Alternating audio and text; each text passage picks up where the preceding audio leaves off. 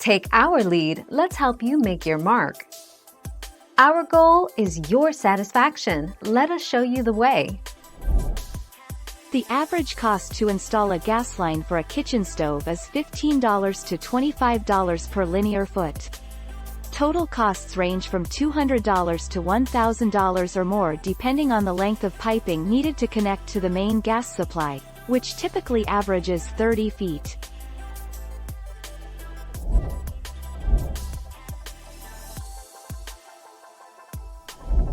Make your mark, take our lead.